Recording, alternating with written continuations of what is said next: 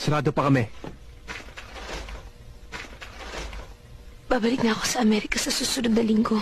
At nagpapaalam ka? Aren't you 3 years too late? Sorry. Sorry? Na ginago mo ko? Na pinagmukha mo kong tanga?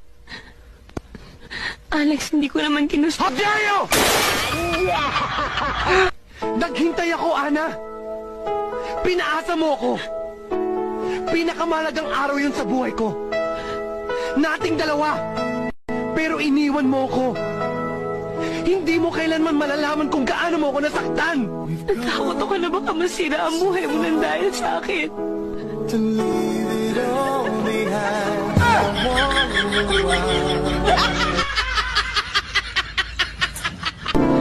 Umalis ka na. Why did you go?